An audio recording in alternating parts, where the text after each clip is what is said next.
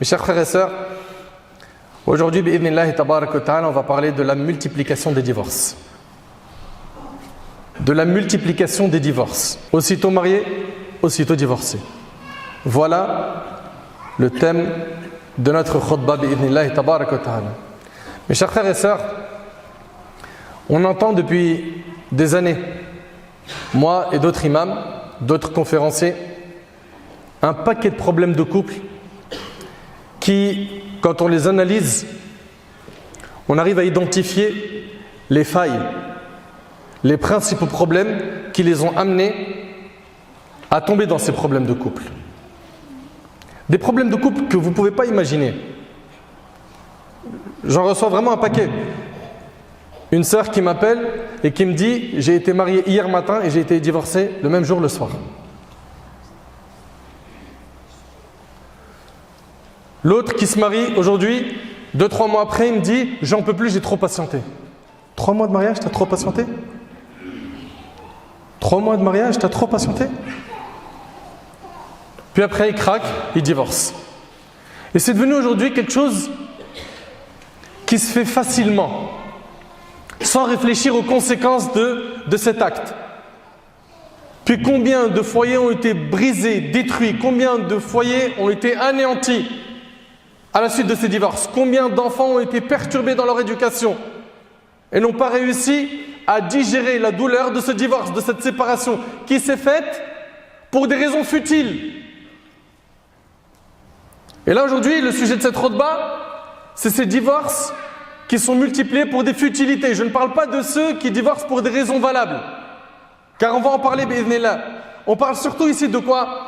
De gens qui malheureusement divorcent pour rien. Mes chers frères, mes chères sœurs, l'islam a accordé énormément d'importance à la famille. À la famille. Et nous avons énormément de textes qui viennent préserver le cocon familial, qui viennent nous montrer l'importance de la famille. Comme le prophète dans un hadith, il dit « La yadkhulul jannah qati'.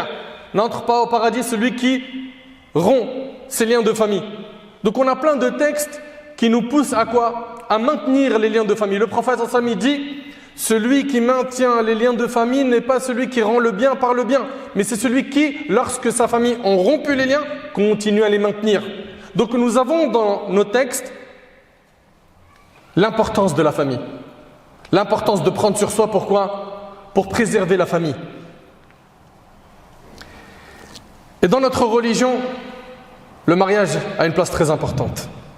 Et dans notre religion, toutes les étapes du mariage ont été clarifiées dans nos textes.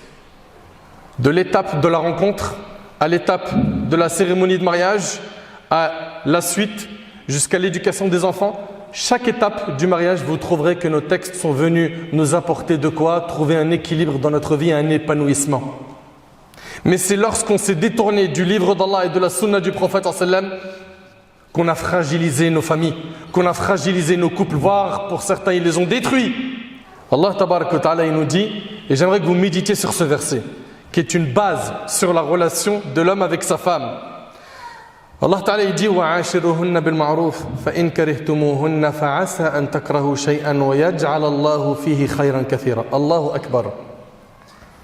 Subhanallah, on s'est tellement éloigné du livre d'Allah. Méditez avec moi sur ce verset. Allah subhanahu wa ta'ala il dit et comportez-vous convenablement envers elles, envers vos épouses, et un bon comportement. Et on va voir par la suite que le prophète a encouragé cela. Et attention, c'est dans les deux sens. C'est pas simplement l'homme il est bon et en face de lui il a quoi? Une femme qui est mauvaise, qui parle mal, qui répond mal, etc. Non, c'est dans les deux sens que cela doit se faire. Et regardez Allah Ta'ala, il dit quoi? Il dit si vous avez de l'aversion envers elle durant la vie commune, écoutez, vous entendez? Si vous avez de l'aversion, l'aversion c'est de l'amour ou l'inverse? C'est pas de l'amour, on est d'accord ou pas? C'est la répulsion, hein? La répugnance, peut-être de la haine. Qu'est-ce qu'Allah nous dit? Si tu as de la haine, tu divorces. Écoute, toi qui es musulman, parce qu'aujourd'hui c'est ce qu'on entend. Quand je prends les problèmes de couple, qu'est-ce que j'entends? Mon frère, je l'aime plus. Ou le frère qui dit, j'ai plus de sentiments pour elle, je l'aime plus. Et donc, qu'est-ce que tu proposes, Akhi? Il te dit, ben voilà, on est venu te voir parce que nous on veut divorcer. Inna lillahi wa inna ilayhi raji'un. Vous vous êtes trop éloigné du livre d'Allah. C'est quoi cette histoire-là de j'ai plus de sentiments, je veux le divorce. Mais ces sentiments aujourd'hui ils sont pas là, demain ils peuvent revenir. Et combien de fois c'est arrivé dans plein de couples? Demandez à vos parents.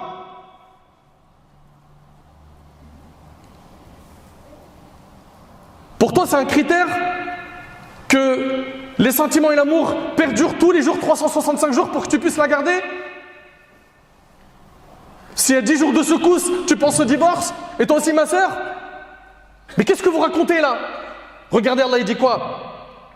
Et comportez-vous convenablement envers elle. Si vous avez de l'aversion envers elle durant la vie commune, écoutez ce qu'il dit Allah. Il se peut que vous ayez de l'aversion pour une chose où Allah a déposé un grand bien. Allahu Akbar. Allahu Akbar. On voit bien que dans le Coran, Allah ne nous dit pas, si tu ne l'aimes plus ou que tu es fâché contre elle, divorce. Mais c'est pas ça. Le divorce c'est pour des cas extrêmes, des cas, c'est des lignes rouges qui sont bien définies dans notre religion. Mais aujourd'hui on entend quoi? Ah, j'ai plus de sentiments pour lui, j'ai plus de sentiments pour elle.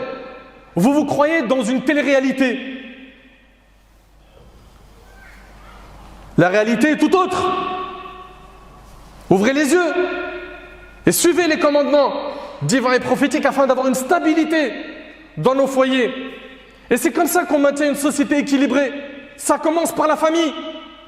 Mais quand toutes les familles elles sont déchirées parce qu'ils ont divorcé pour que des futilités, mais qu'est-ce qu'on a comme société? C'est terrible. Regardez, Allah il dit quoi? Il dit, subhanallah, si vous avez de l'aversion envers elle durant la vie commune, durant la vie de couple, il se peut que vous ayez de l'aversion pour une chose où Allah a déposé un grand bien. Regardez, subhanallah, ce que nous dit Cheikh Saadi, rahimahullah, sur l'explication de ce verset. Il dit, accrochez-vous à vos épouses, même dans des moments où vous ne les aimez pas, où vous avez plus ces sentiments que vous aviez avant. Car dans cela, il y a un grand bien.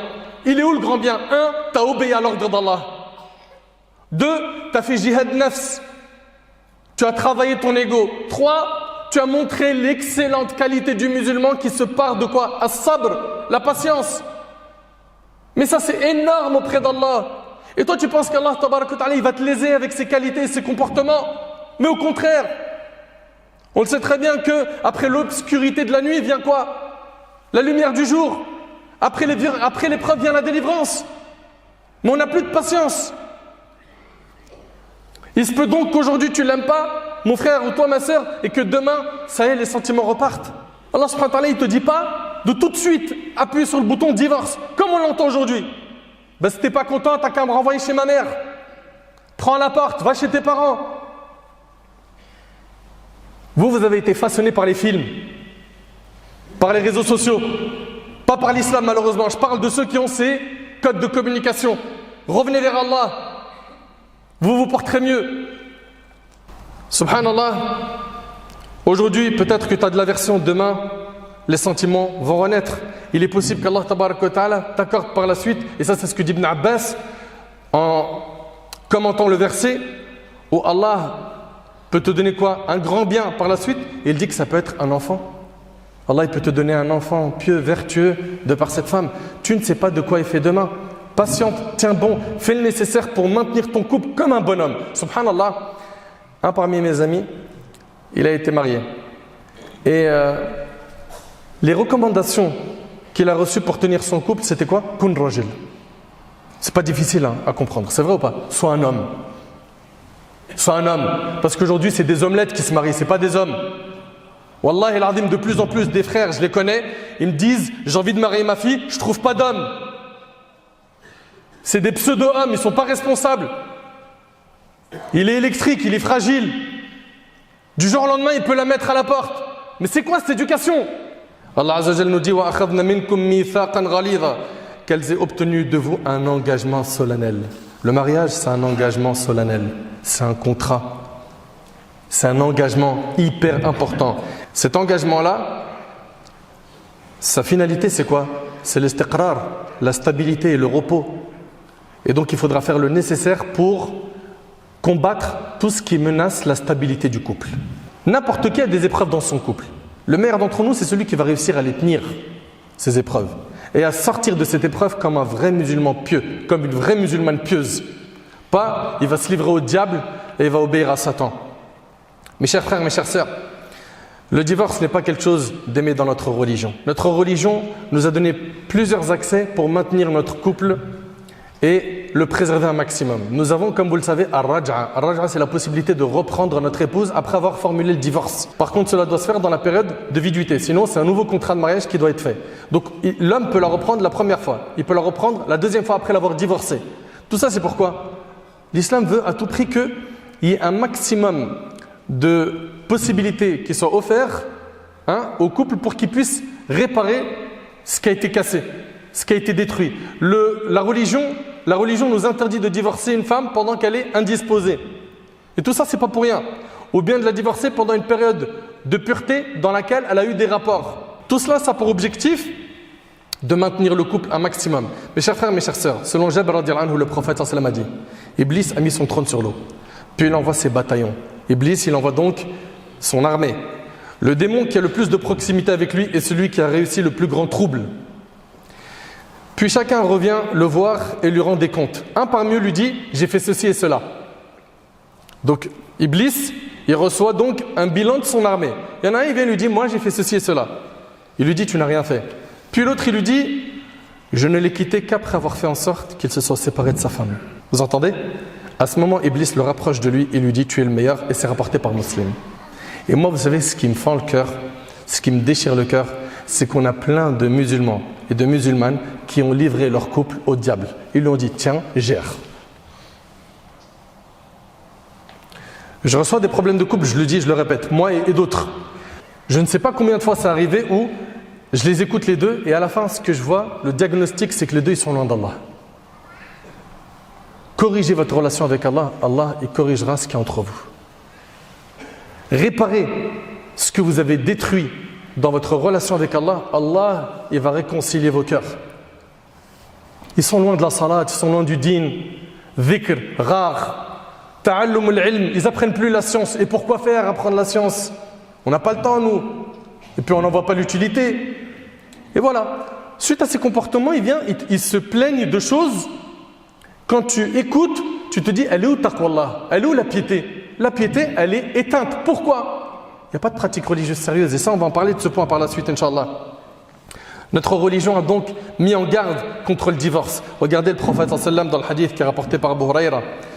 Il est chez l'imam Abu Daoud. Le prophète sallam a dit, n'est pas des nôtres celui qui incite une femme à divorcer avec son mari. Allahu Akbar. N'est pas des nôtres. Fait pas partie de notre communauté. Qui? Celui qui incite une femme à divorcer avec son mari. Et combien aujourd'hui on en a? Des pseudo-conseillers qui viennent lui dire « Ma sœur, t'es sérieuse là? Mais qu'est-ce que t'attends pour prendre ta valise et partir? Moi, pour moins que ça, je serais déjà parti. Montre-lui, attention, c'est maintenant où tout se joue. Montre-lui de quoi t'es capable. Qui va pas te marcher dessus comme ça. » Et donc, au lieu de les conseiller à craindre Allah, à la réconciliation, à l'entente, à l'entraide, la stabilité, le repos qu'Allah tabaraka wa ta'ala a mis en place dans le mariage, non! Ce sont des démons parmi les humains qui viennent détruire. Ces gens-là aujourd'hui qui viennent contredire le Kitab wa Sunnah, le livre d'Allah et la Sunnah, leurs conseils sont à jeter. Le prophète sallam il dit, regardez tous ces textes qui viennent pour montrer qu'il faut à tout prix préserver le couple.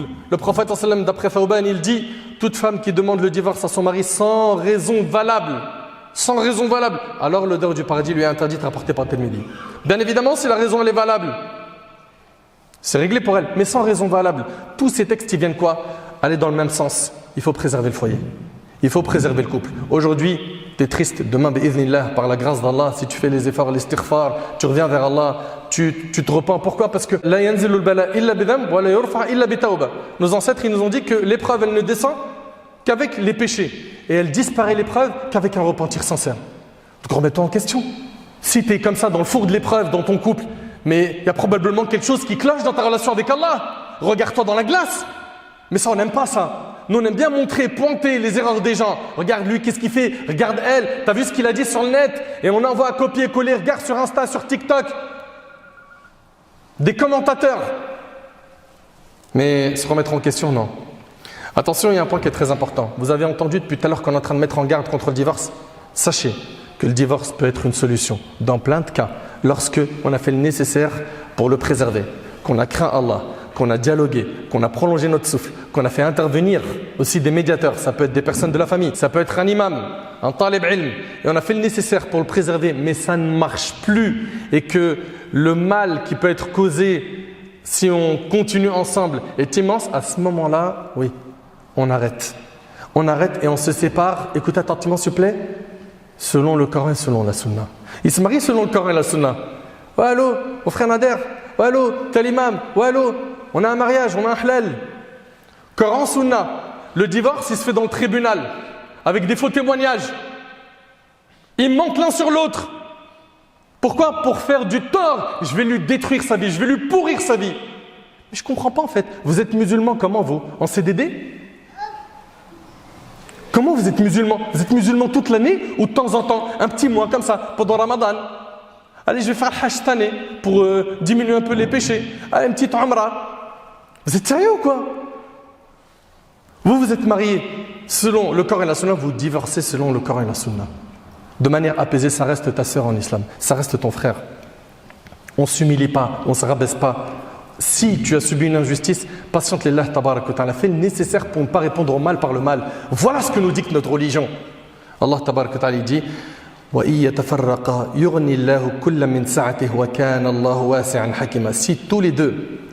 si les deux se séparent, Allah de par sa largesse accordera à chacun d'eux un autre destin.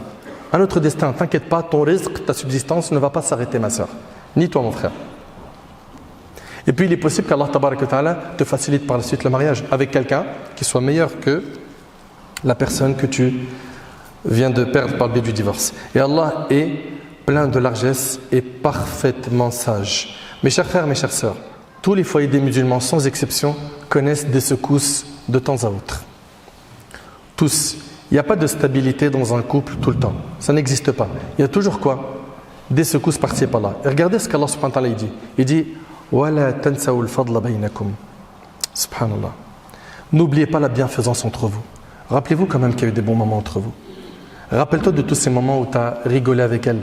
Rappelle-toi de tous ces moments où il y avait du bonheur, il y avait de l'amour entre vous. Rappelle-toi de ça. Regarde ce qu'Allah subhanahu wa ta'ala nous dit. Et le prophète sallallahu alayhi wa sallam, il dit خَيْرُكُمْ خَيْرُكُمْ لِأَهْلِهِ وَأَنَا خَيْرُكُمْ لِأَهْلِهِ.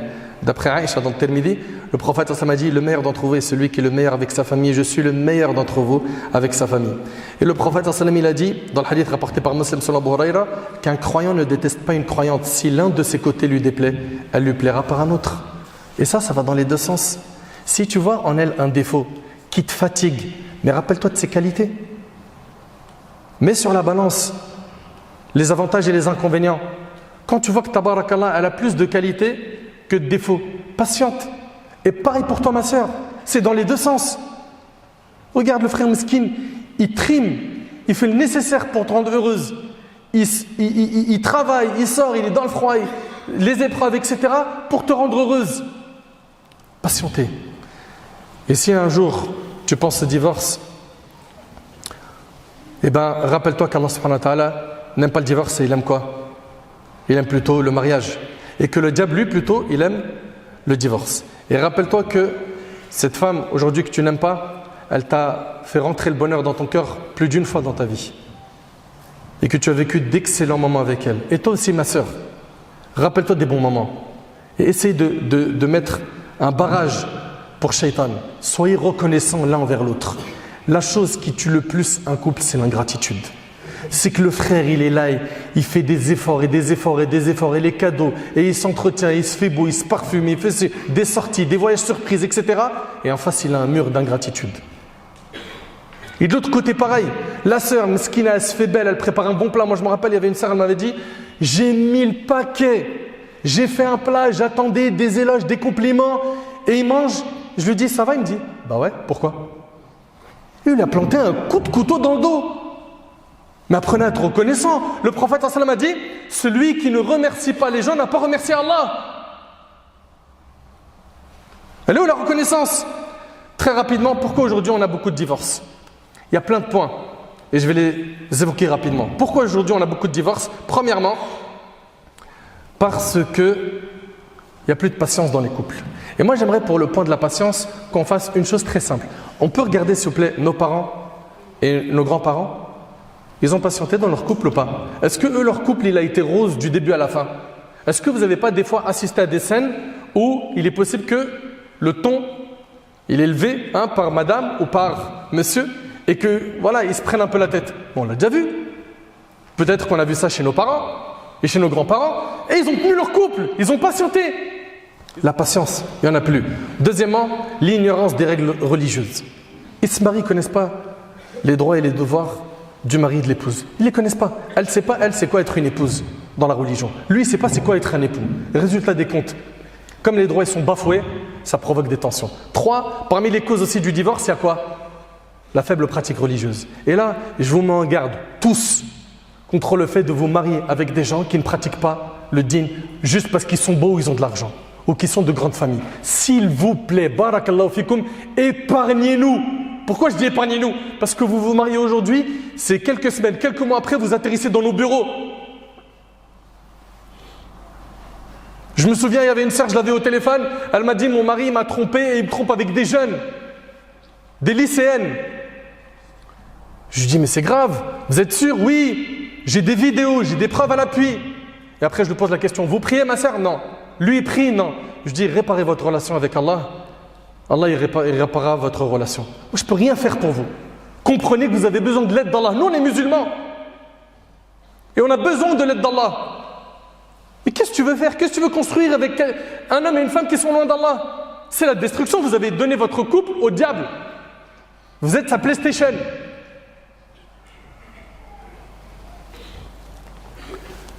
Donc, la faible pratique religieuse, le fait qu'ils ne se remettent pas en question. Il voit devant quelqu'un qui lui dit « c'est pas bon, c'est pas bon, c'est pas bon » avec des arguments fondés. La sœur, pareil, elle voit son mari qui lui fait des rappels à l'ordre. « C'est pas comme ça ma sœur, regarde ceci, ça c'est une mukhalafa shar'iyya, c'est pas bon. » Ils ne s'écoutent plus. Ils n'écoutent pas de dîn. Bah khalas, t'écoutes pas de dîn, bah t'écoutes le diable. Et tout ça, ça cause des divorces. Aussi parmi ce qui cause beaucoup de divorces, le fait de ne pas réfléchir aux conséquences de cette parole. Sous un coup de colère, il divorce et après il t'appelle. J'ai divorcé dans la colère. Mais en fait, on a eu 5 divorces, mais à ce qui paraît, le premier, il passe pas parce qu'elle était indisposée, alors que chez les 4 écoles, il passe. Le deuxième, j'étais trop en colère. Oui, mais est-ce que c'est une colère qui t'a fait sortir de ton état normal? Rab'an kalwa'i. Là, dans ce cas-là, oui, ton divorce, il n'est pas compté. Et ils disent n'importe quoi. Et ils te prononcent khul', ils te prononcent ila, ils te prononcent des termes qu'ils ne connaissent pas. Ils ne savent même pas comment divorcer. Et ça, c'est un problème. Et des fois, il y a des gens, je me rappelle, j'ai eu un coup de fil avec quelqu'un, ils ont divorcé trop de fois en pensant que ce n'étaient pas des divorces qui étaient effectifs. Et je leur ai dit, là, vous avez au moins 4 divorces effectifs. Elle m'a dit, mais comment on fait? Là, maintenant, on vient de savoir que ma femme, elle est enceinte. Après 4 divorces.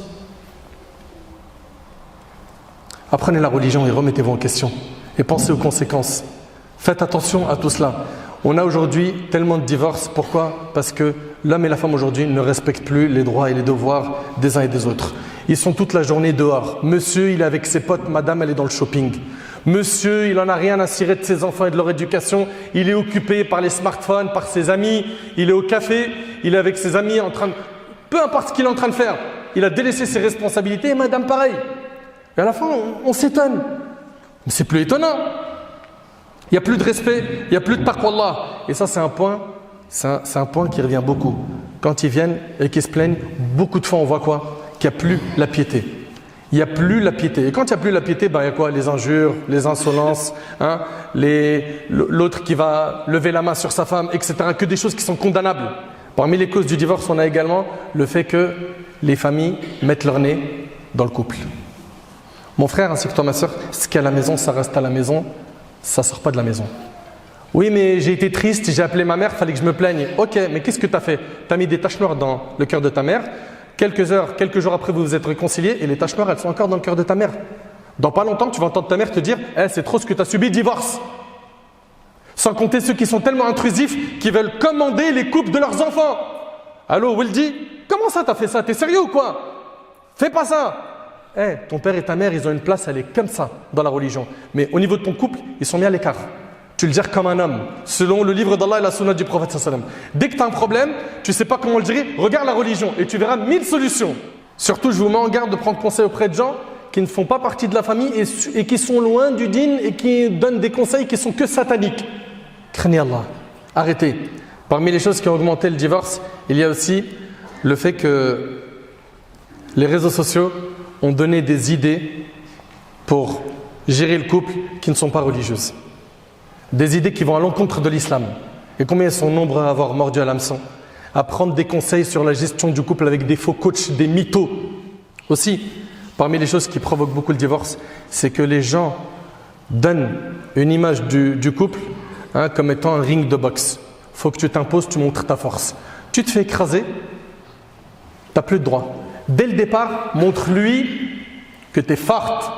Et l'autre, on lui dit, dès le départ, il faut que ta femme, tu lui montres c'est quoi un bonhomme. Montre-lui ta force, quitte à ce que tu la lèses. Et on entend des conseils qui ne sont pas des conseils religieux. On entend en fait des gens qui leur expliquent que tu vas rentrer dans un ring de boxe, il faut que tu te battes. Alors que Allah tabaraka wa ta'ala, il nous a dit que le mariage c'est quoi? De l'affection, rahma, de la miséricorde. Allah ta'ala il dit وَمِنْ آيَاتِهِ أَنْ خَلَقَ لَكُم مِّنْ أَنفُسِكُمْ أَزْوَاجًا لِتَسْكُنُوا إِلَيْهَا وَجَعَلَ بَيْنَكُم مَّوَدَّةً وَرَحْمَةً إِنَّ فِي ذَلِكَ لَآيَاتٍ لِقَوْمٍ يَتَفَكَّرُونَ. Et parmi ces signes, c'est qu'il a créé de vous pour vous des épouses. Pourquoi? Pour que vous viviez en tranquillité. Vous entendez? L'objectif du mariage, c'est pas de se faire la guerre, c'est de vivre en tranquillité. Et il a placé entre vous de l'affection et de la miséricorde. Et il y a en cela des signes pour des gens qui réfléchissent. Pour terminer, sachez que le divorce a causé beaucoup de douleur. Le divorce a fait en sorte que des relations qui étaient basées sur l'amour, l'affection, la miséricorde sont devenues des relations basées sur la haine, la méchanceté, le sentiment de vengeance, le fait de vouloir faire du mal à son épouse ou à son époux. Malheureusement, ça ne se limite même plus aux époux. Aujourd'hui, ça va plus loin. Ça va même jusqu'à monter les deux familles l'une contre l'autre. Vous imaginez? Sans compter l'éducation des enfants derrière, qu'eux, ils payent la facture, malheureusement, dans beaucoup de cas, où ils se retrouvent tiraillés entre, des fois, un papa qui est pieux et une mère qui n'est pas pieuse, et il y a une garde d'enfants partagée, ou l'inverse, c'est la mère qui n'est pas pieuse et le père qui est pieux, et l'enfant, il voit ici l'islam et la corruption de l'autre côté. Vous ne pouvez pas imaginer, sans compter le côté psychologique, que ça affecte, ça détruit chez un enfant. Fabarakallahu fikum. Avant d'arriver sur ce stade du divorce qui est permis dans les derniers recours, réfléchissez aux conséquences, pesez le pour ou le contre, apprenez à être reconnaissant, regardez le projet de votre couple dans sa globalité, regarde ta femme dans sa globalité, regarde ton mari dans sa globalité et apprends à voir le bien là où le shaitan ne te fait voir que du mal. Également, si jamais la communication elle commence à devenir trop compliquée ou difficile, voire elle s'interrompt, faites intervenir des gens. Ma sœur, tu es un tuteur.